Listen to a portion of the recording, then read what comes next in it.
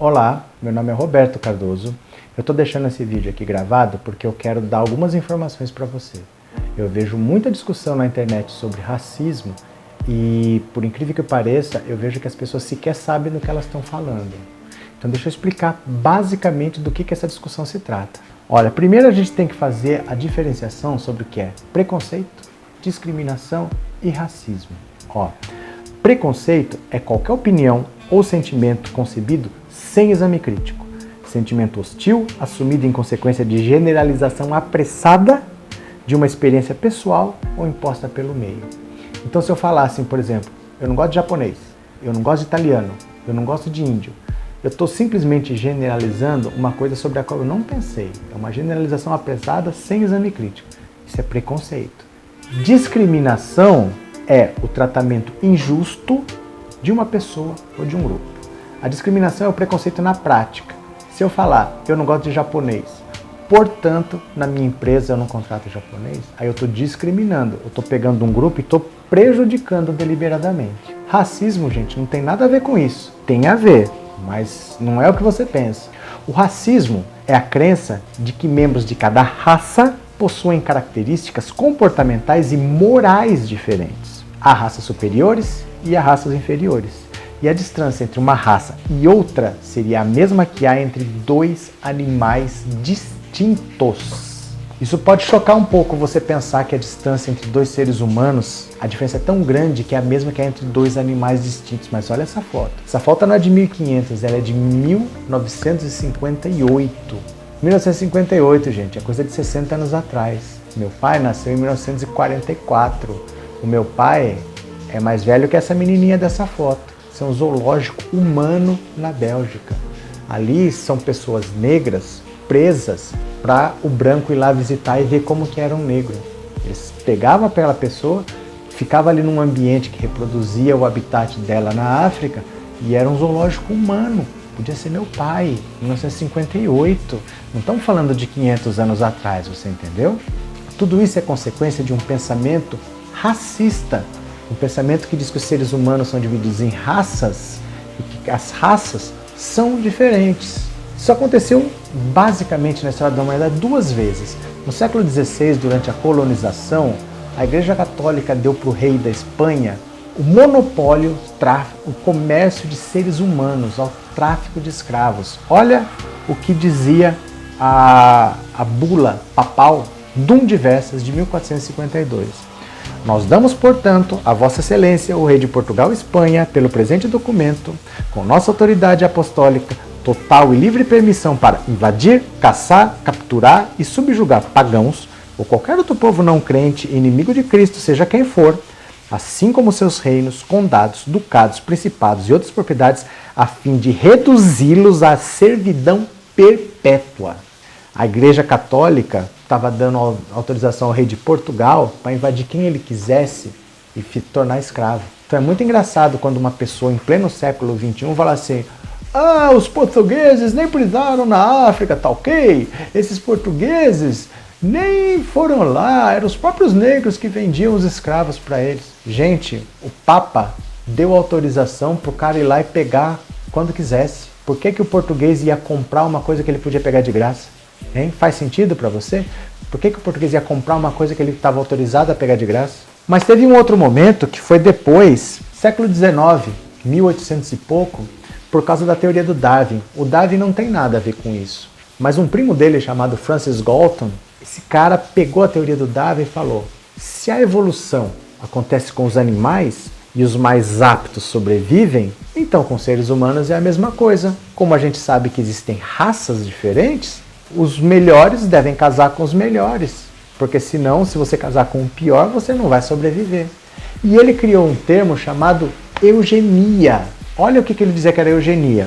Eugenia é a melhora da espécie humana através de genética, esterilização e reprodução melhorada, para eliminar defeitos hereditários e atacar problemas como decadência econômica, crime e alcoolismo. Essa mentalidade eugênica de que você tem que eliminar quem não é apto para melhorar a espécie humana dominou o mundo de um jeito que começaram a ser feitas leis no mundo que visavam prejudicar quem era considerado menos apto. Então, só para você ter uma ideia, nos Estados Unidos, no estado da Carolina do Norte, foi feita uma lei para esterilizar crianças que tivessem QI abaixo de 70. No estado da Virgínia, você tinha lei para esterilizar crianças cegas, surdas ou mudas. E no Brasil, a eugenia teve o seu lado mais perverso na imigração europeia, que aconteceu no Brasil de 100 anos para cá. Porque olha o que aconteceu. O que fazer com os negros era um problema muito sério. Porque como os negros eram considerados inferiores, como eles eram considerados incapazes, você achava que eles não seriam capazes de se adaptar à sociedade ocidental quando chegasse o fim da escravidão. Então, por exemplo, em 1872, o Brasil fez o seu primeiro censo. Foi o único censo da história que fez a seguinte pergunta: você é livre ou você é escravo? Mas o censo foi feito porque o governo brasileiro queria saber qual era o tamanho do problema. E ele descobriu que o Brasil tinha 10 milhões de habitantes em 1872. 70% eram negros, 1,5 milhão eram escravos e tinha 3,8% de estrangeiros. Então olha só o tamanho do problema. O que eu vou fazer com 7 milhões de negros? Os Estados Unidos estavam tentando mandar esses negros embora. Estavam colocando os negros em barco e mandando de volta para a África. Claro que não deu certo. O Brasil, com 7 milhões de negros, não podia nem cogitar fazer nada parecido. Então o que ele falou? Deixa morrer.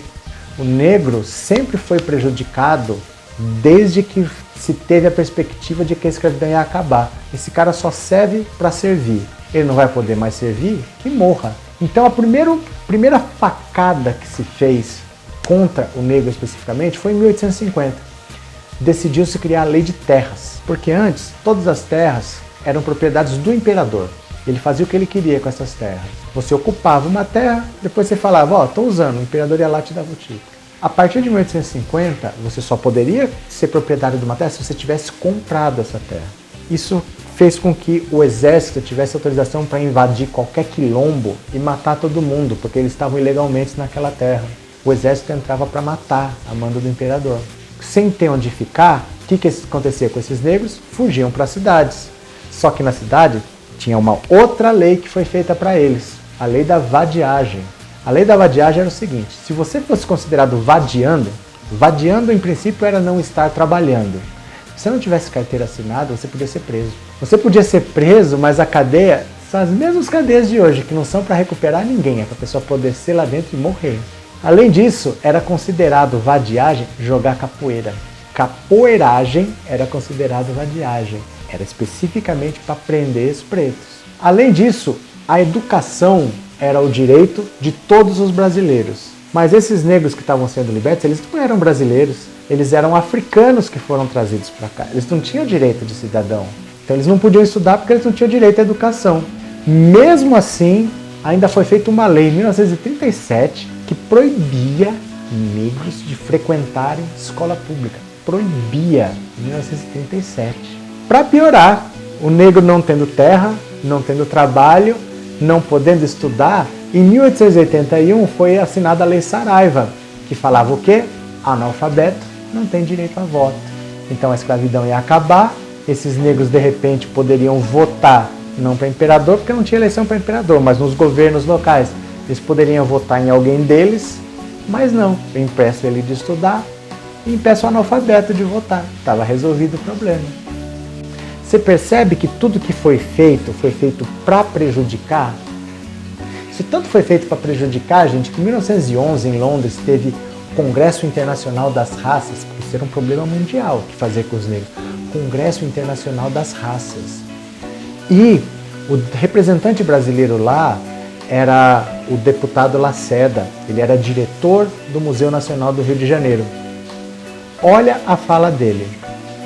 Disse lá o deputado Lacerda: o Brasil será um país inteiramente branco em no máximo um século. E por que ele dizia isso? Olha, a crescente entrada de imigrantes europeus, somada aos problemas sociais e ao abandono que os negros estão sendo obrigados a enfrentar desde a abolição, trazem a perspectiva futura de uma nação inteiramente branca. E para comprovar qual seria a mentalidade do povo brasileiro, o deputado Lacerda ainda mostrou esse quadro que se chama A Redenção de Cã, é de um artista plástico chamado Modesto Brocos, de 1895.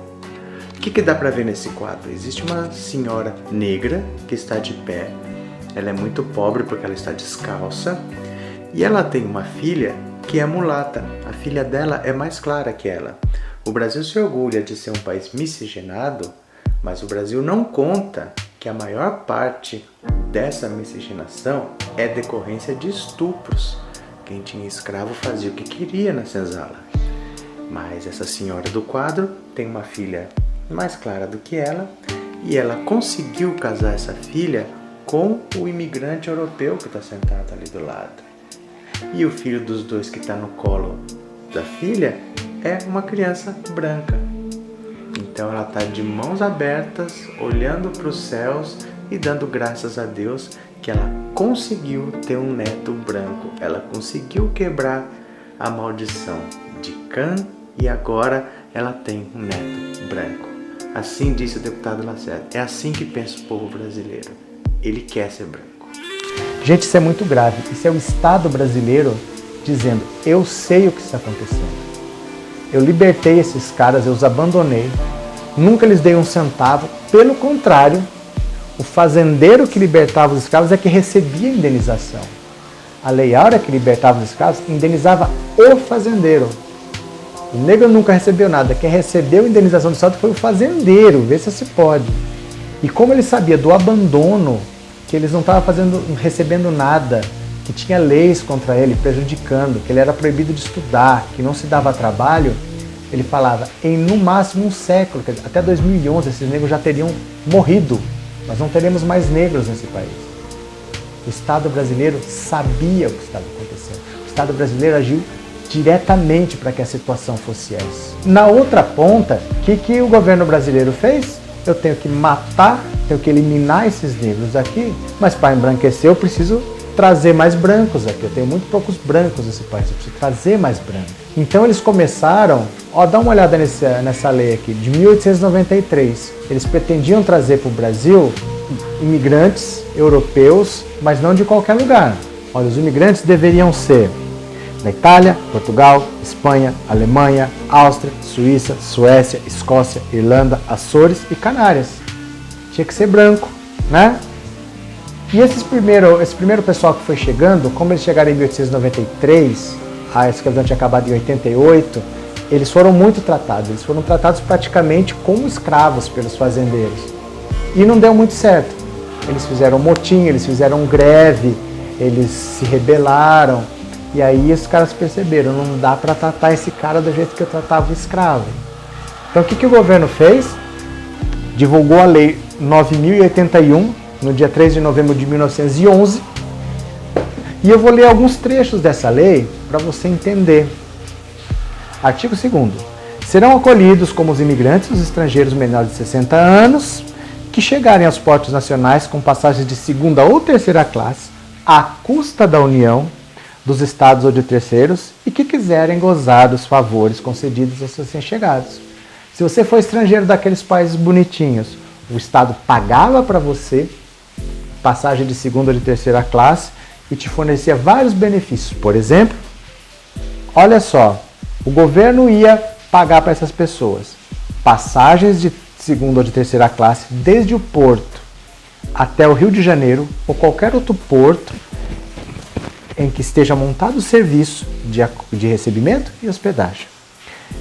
Recebimento dos mesmos nos portos, desembarque de pessoas e bagagens, agasalho, alimentação, tratamento médico e medicamentos em caso de doença e pelo tempo indispensável até seguirem para a localidade escolhida. O governo federal concederá repatriação, quando solicitada, aos imigrantes que tiverem há menos de 2 anos aqui. Quer dizer, se você veio para cá, demos tudo para você, mas se você quiser ir embora, ainda paga. Aos imigrantes que quiserem voltar ao país de origem, o governo considerará uma quantia em dinheiro para ele voltar. Ainda pagava o seu lanche.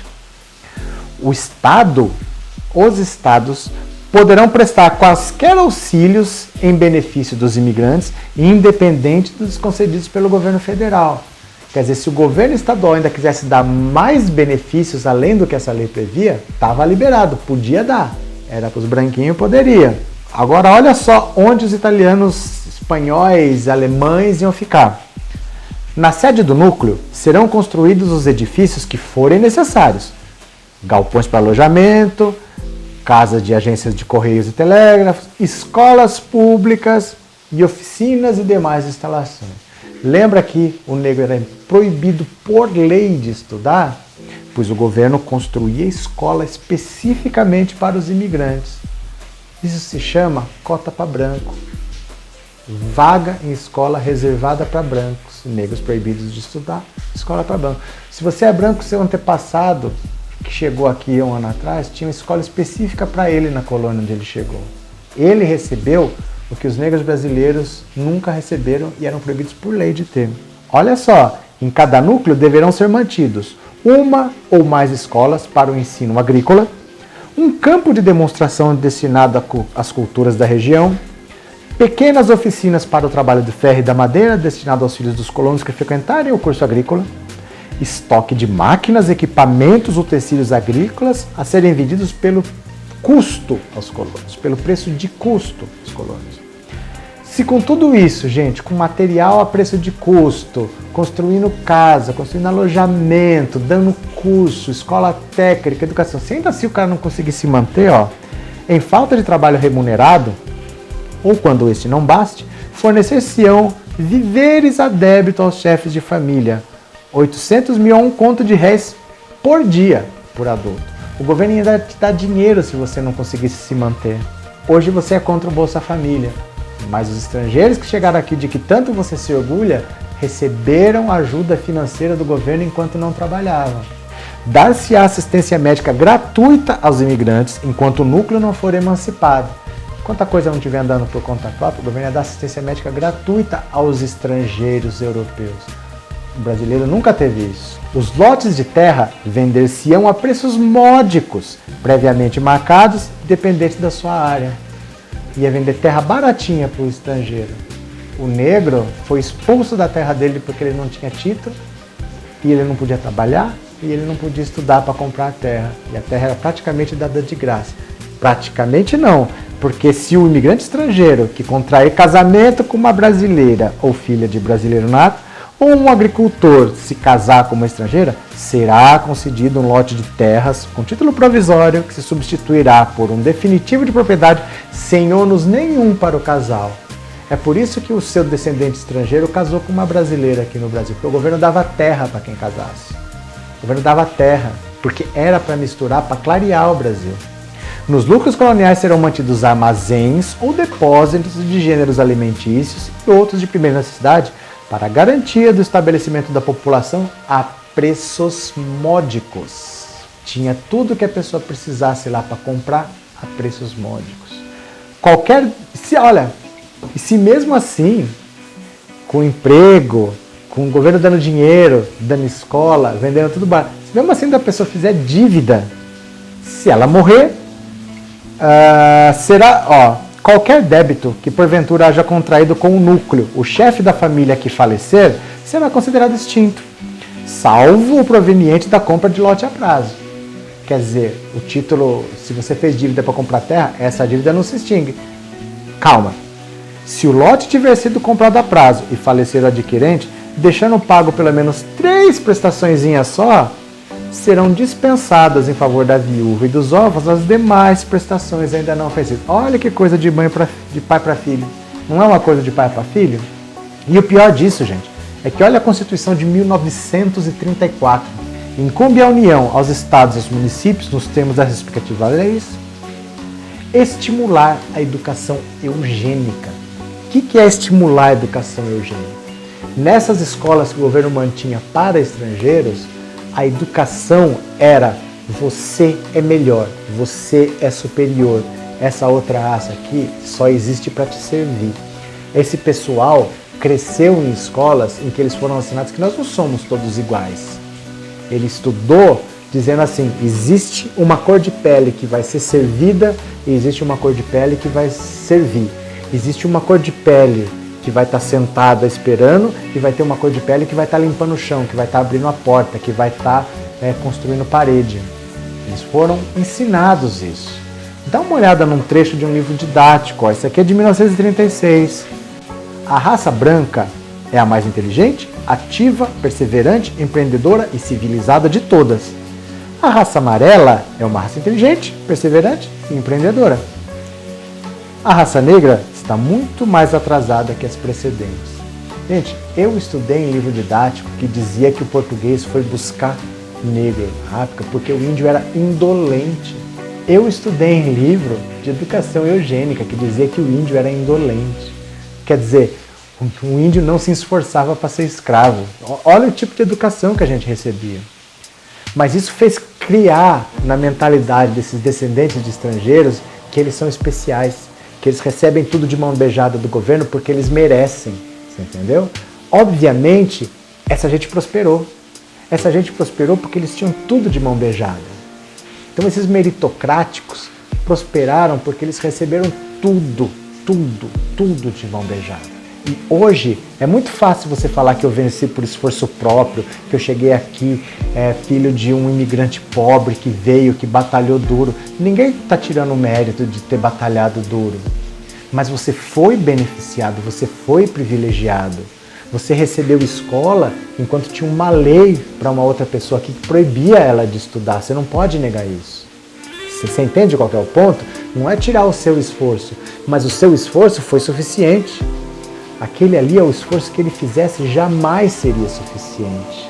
Ah, mas todos somos iguais, somos todos humanos. Eu sou contra um dia de consciência negra, eu sou a favor do dia da consciência humana. E desde quando nós somos humanos para você? Porque até 1958 tinha zoológico de ser humano aqui, ó. Nós não éramos considerados humanos, nós não tínhamos direito. Você sabe quando que o negro nesse país passou a ser cidadão? Só a partir do governo do Getúlio Vargas.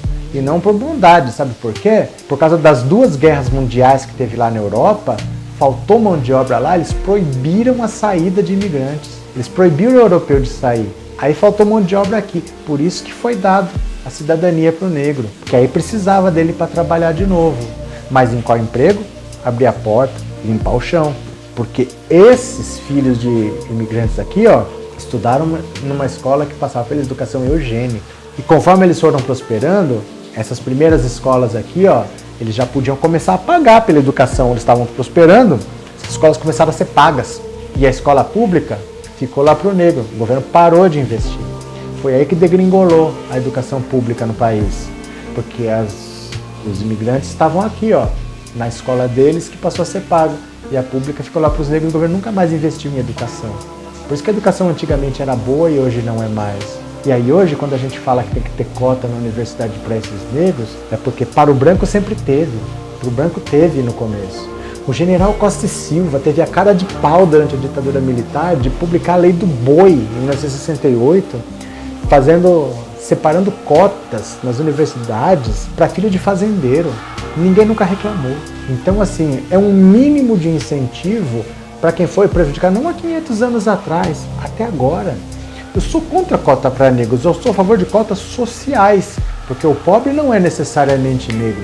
É verdade que o pobre não é necessariamente negro, mas todas as cotas são sociais, porque para entrar na política de cotas, você tem que ter vindo de escola pública.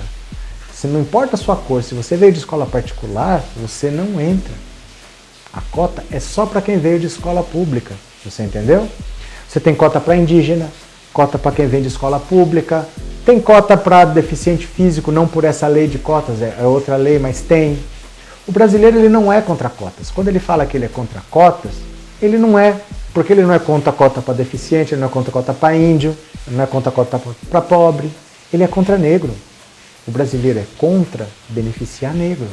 Ele não é contra cotas, não esquece isso, o brasileiro não é contra cotas, ele é contra beneficiar negro.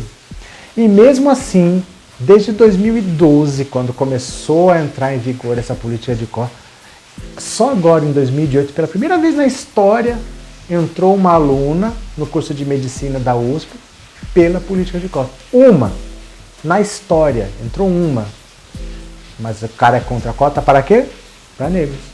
Ele é contra negro, na verdade. Ele não quer que o negro entre ali. A verdade é essa. As pessoas não são contra a cota, elas são contra negros. Você está entendendo o que eu quero dizer? Esses europeus que vieram para cá, que se quisessem, eles podiam ir embora, que o governo pagava para eles ir embora, e que eles prosperaram tudo e eles não têm apego nenhum a esse país, porque eles foram ensinados que eles são superiores e que isso aqui, todo o resto era inferior, então que se dane, ele só quer se aproveitar desse país.